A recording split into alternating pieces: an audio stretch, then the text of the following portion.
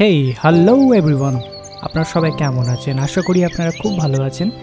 তো গুয়াহাটিতে নেমেই আমরা শিলংয়ে আসি এবং শিলংয়ে ডন বস্কো প্রভিন্সিয়াল হাউসেই আমরা ছিলাম এবং সেখান থেকেই আমরা গিয়েছিলাম ডাউকি।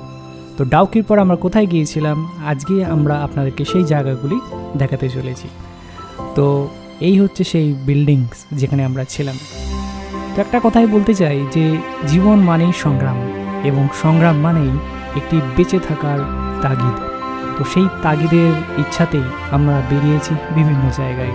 তো যাওয়ার পথেই আমরা ছিলাম এই একটি স্থানে যেখানে আমরা ব্রেকফাস্ট এবং লাঞ্চও সেরে নিই। তারপরেই রওনা দিই রুট ব্রিজের উদ্দেশ্যে।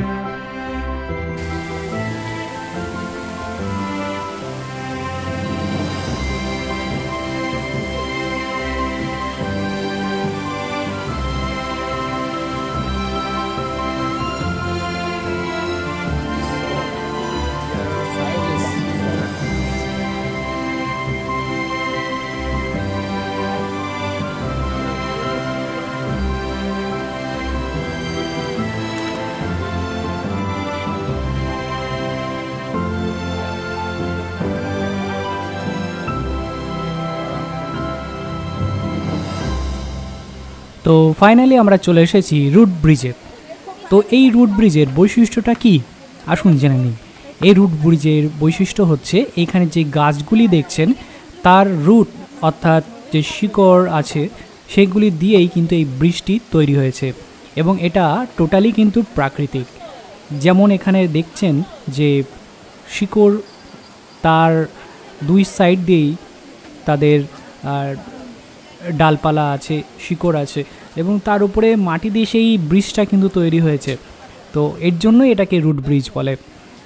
এখানে কোনো কিছুই কিন্তু ম্যানমেড নয় এবং চারিদিকে ঝর্ণা বয়ে আসছে, প্রাকৃতিক একটা দৃশ্য, প্রাকৃতিক সৌন্দর্য। আগে এইখানে ঢুকতে আপনাদের কিন্তু টিকিটের প্রয়োজন হতো না, কিন্তু এখন আমরা প্রায় অনেক বছর পর যখন আবার ভিজিট করি তখন কিন্তু এখানে দেখছি তারা একটি টিকিটের ব্যবস্থাও করেছে। তো টিকিট এখানে প্রায় 20 টাকা করে পার হেড এবং যদি আপনার কাছে ক্যামেরাস যদি থাকে তার জন্য কিন্তু আলাদা চার্জেস ওখানে কিন্তু সাইনবোর্ডে দেওয়া ছিল। তো যাই হোক, আমরা আমাদের কাছে যেটা প্রযোজ্য হয়েছে আমরা সেটা দিয়েছি এবং আমরা চলে এসেছি প্রাকৃতিক সৌন্দর্য তার দৃশ্যগুলি উপভোগ করার জন্য। क्या आप पहली बार आए हो रूट ब्रिज पे? कैसा लग रहा है? তো এখানে স্বাভাবিকভাবেই অনেকেই নতুন এসছেন, তারা এই প্রাকৃতিক দৃশ্যগুলি উপভোগ করছেন এবং অবভিয়াসলি তাদের ভালোই লেগেছে। তো এই হচ্ছে নিচের সিনারিও। নিচের জলগুলি একদম স্বচ্ছ, নিচের পাথরগুলি পর্যন্ত দেখা যাচ্ছে এবং তাতে কিন্তু ছোট ছোট মাছও আছে। হ্যাঁ,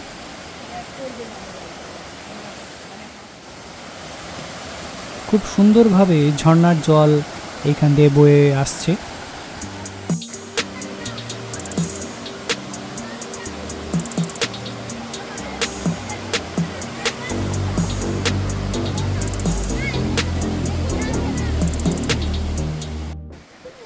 আর উপর থেকে দেখতে দৃশ্যটি এরকম লাগছে।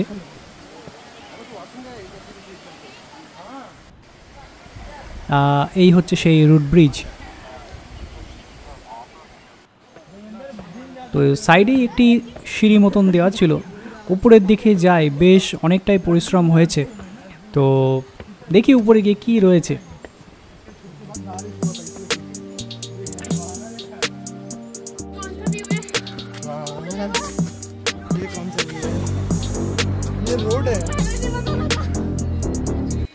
তো অ্যাকচুয়ালি এখানে আর কিছু নেই, এখানে একটি জায়গা করা আছে। আমার দেখে মনে হচ্ছে যে এখানে পার্কিং লট পার্কিং করে। তো যাই, আমরা আবার ফিরে যাই নিচের দিকে।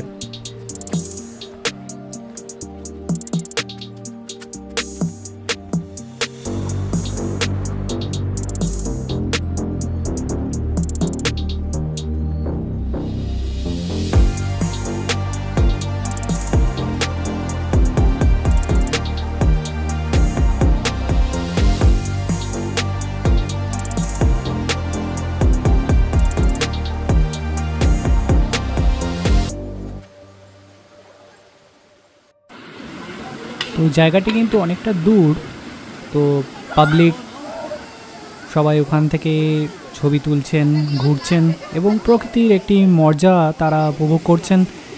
আর এখানে তো অনেক মানুষরাই এসেছেন।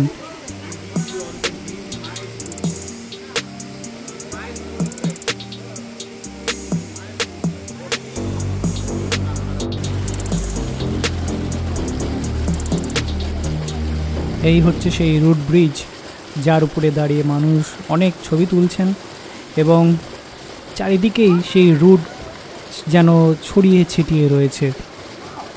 কিন্তু গাছটি যখন আপনি খুঁজতে যাবেন দেখবেন হয়তো গাছটি হয়তো নেই, তার রুটগুলিই হয়তো রয়েছে। আর এই হচ্ছে সেই জল, সেই জলগুলো বয়ে যাচ্ছে।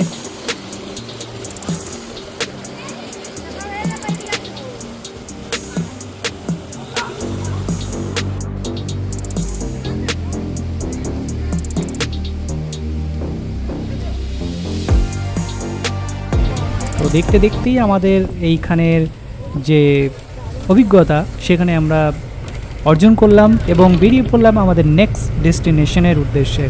চলুন দেখা হচ্ছে আমাদের নেক্সট ডেস্টিনেশনে।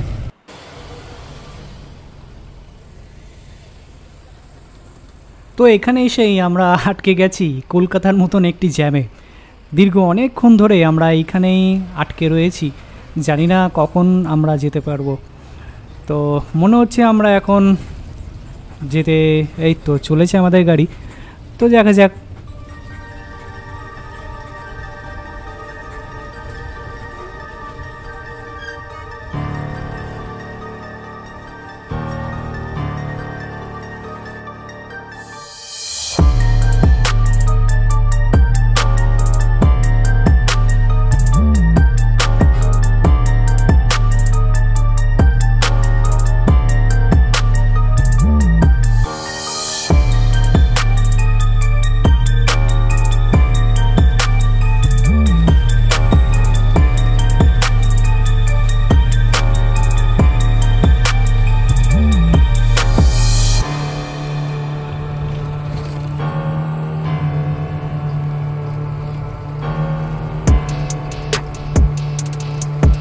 এই যেতে যেতেই আমাদের যেটা অভিজ্ঞতা হচ্ছে সেটা হচ্ছে আমরা দেখছি পাহাড়গুলি কেটে তারা যেটা একটা লং রুট ছিল সেটাকে তারা শর্ট রুটে পরিণত করছে। যেখানেই তাকাচ্ছি সেখানে কিন্তু পাহাড় কাটার দৃশ্যগুলি আমাদের সামনে ধরা পড়ছে। ওই যে দূরে সেখানেও কিন্তু পাহাড় কাটার কাজ চলছে, বড় বড় জেসিবি মেশিন দিয়ে সেগুলি কাটা হচ্ছে। এবং ভবিষ্যতে আর 10-15 বছর পরে হয়তো দেখা যাবে আজকে যে রাস্তা দিয়ে আমরা চলেছি ভবিষ্যতে সেইগুলি আর নেই, বরং তার থেকে আরও শর্টেস্ট রুট তারা তৈরি করে ফেলেছে। তো এইভাবেই পাহাড়ি এলাকায় এই মেঘালয়ের এই দিকে তারা কিন্তু কাজ করে চলেছে।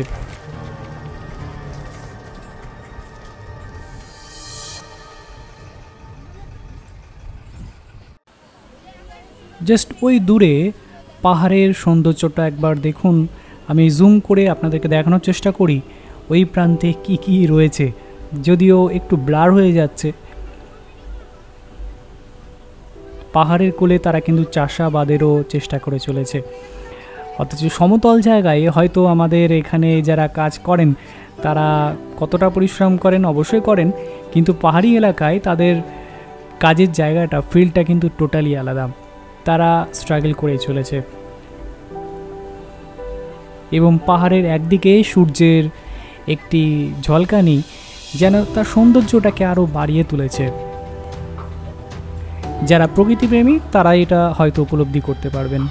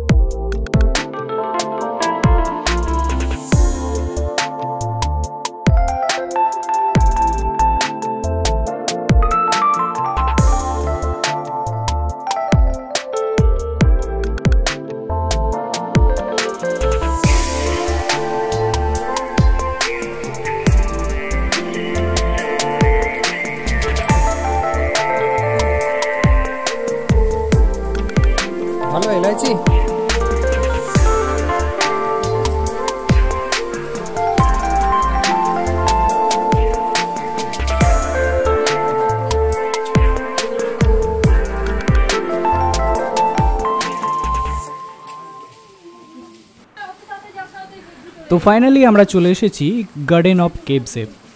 এখানে কি আছে নিশ্চয়ই নাম শুনেই বুঝতে পারছেন যে গার্ডেন অফ কেভস মানেই হচ্ছে পাহাড়ের মধ্যে গুহা। কিন্তু আমরা যখন আসি তখন সত্যিই দেখি পাহাড়গুলি এমনভাবে কাটিং করা আছে বা ন্যাচারালি সেগুলো মেড। তো উপর থেকেই জল পড়ছিল, আমরা তো নিচ দিয়ে যেতে থাকি ভেতরের দিকে, এবং তার সাথে সাথে আমরা দেখি অনবরত এক সাইড দিয়ে ঝর্ণারই জল বয়ে আসছে। তো দেখা যাক ভেতরে কি রয়েছে। তো একে একে আমরা ভেতরের দিকে যাই এবং বিভিন্ন যে ন্যাচারাল যে অ্যাপিয়ারেন্স ছিল এই হিলসের এবং ন্যাচারাল ফলস যেগুলো আছে সেগুলো আমরা এনজয় করতে থাকি।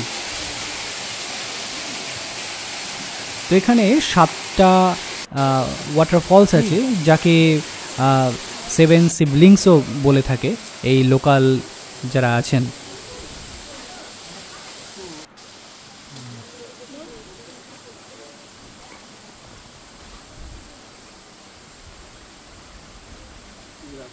তো চলুন আমাদের সাথে, আমরা একে একে দেখাই এখানে আর কি রয়েছে।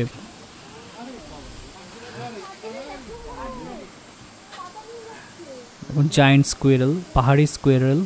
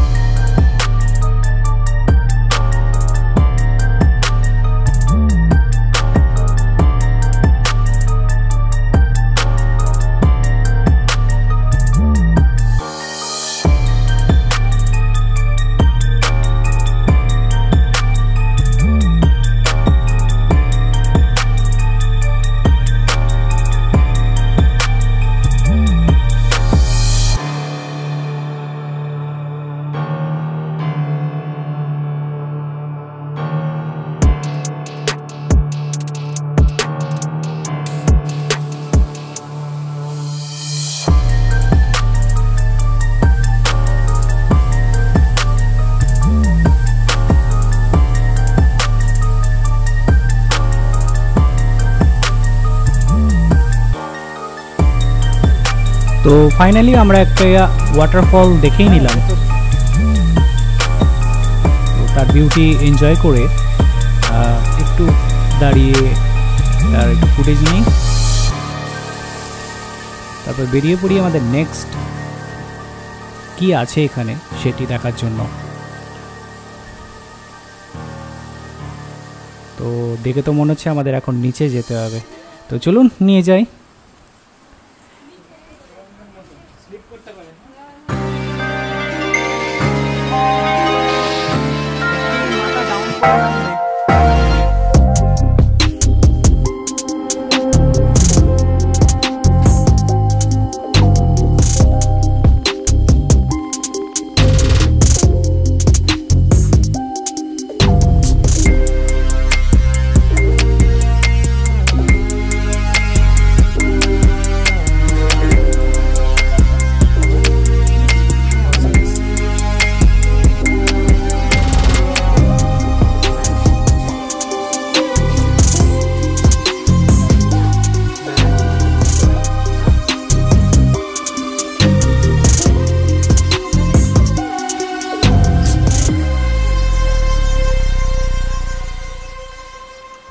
তো পাহাড়ি এলাকায় গুহার ভেতরে যেমন আর হয় আর কি।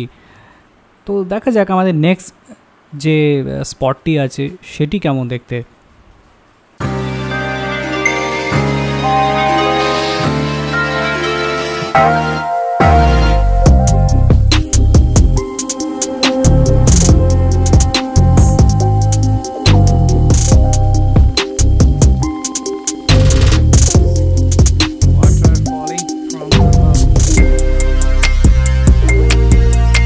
জায়গাটা বেশ কিন্তু অপূর্ব লাগছে।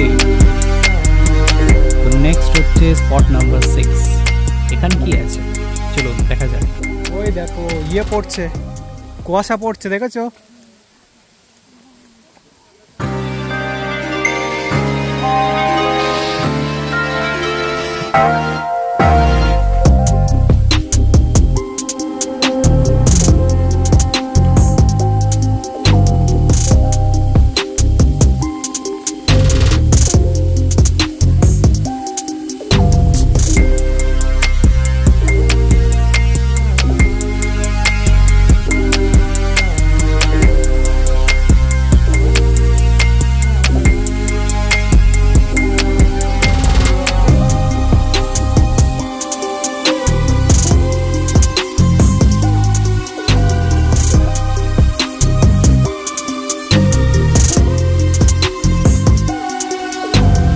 তো এখানেও একটা ওয়াটারফল আমাদের চোখে ধরা পড়েই গেল।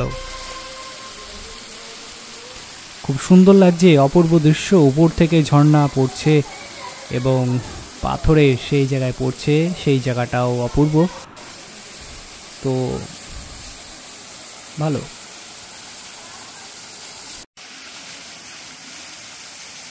তো তাহলে চলুন আমাদের নেক্সট স্পটে কি আছে সেটাও তো দেখতে হবে, কি তাই তো? তাহলে চলুন।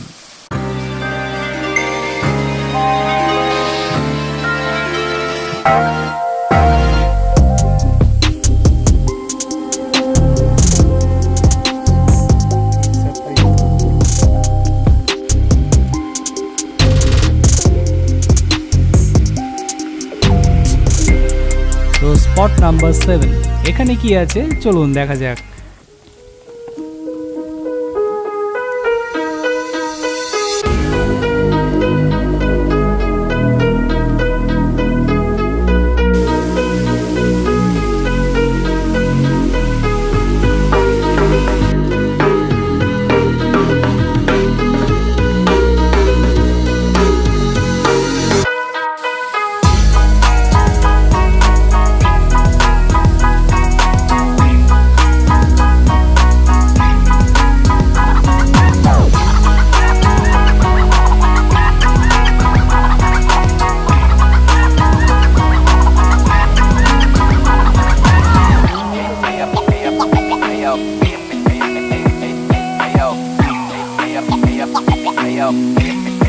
ফাইনালি আমরা চলে এসেছি এবং এখানে যে আর্সদাদ যে শব্দটি আছে তার মানে হচ্ছে দুটি রিভারের সঙ্গমস্থল।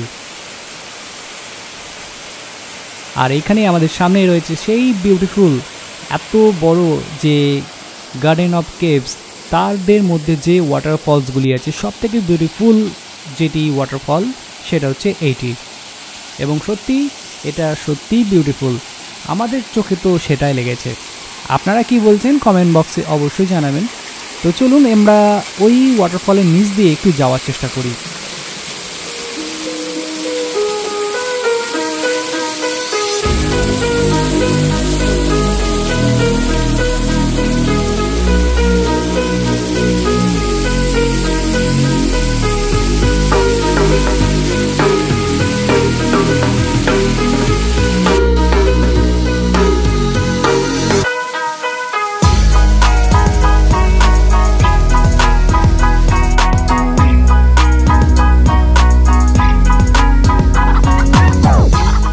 স্পট নাম্বার 8 এখানে যে খোদাই করা আছে সেটা যেন একটা বেবির মতো লাগছে।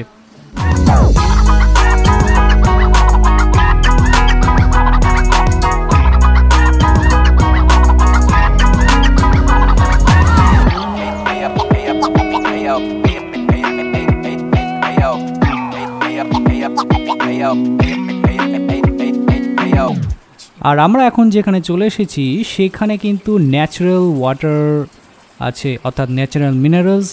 পাথরের মধ্যে থেকে যে জল বেরিয়ে আসছে একদম প্রাকৃতিক ন্যাচারাল মিনারেলস। তো এইখানকার জল আপনারা খেতেই পারেন, আমরাও ট্রাই করেছি। আপনারা যদি কখনও এইখানে আসেন আপনারাও অবশ্যই এই ন্যাচারাল মিনারেলস ট্রাই করবেন। এই জল কিন্তু একদম পাথরের ভেতর থেকেই কিন্তু আসছে, আর এখানে কোনো প্রকার কিন্তু পাইপ লাইন দেওয়া নেই। সো টোটালটাই ন্যাচারাল হিসাবেই আসছে।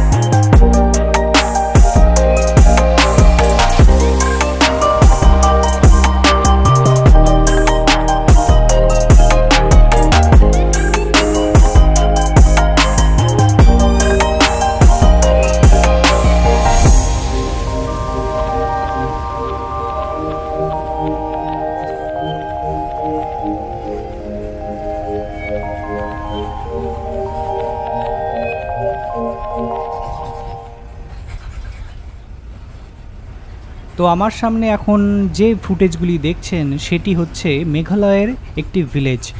সেইখানকার ভিলেজ কেমন দেখতে তার জন্যই আমি তুলেছি।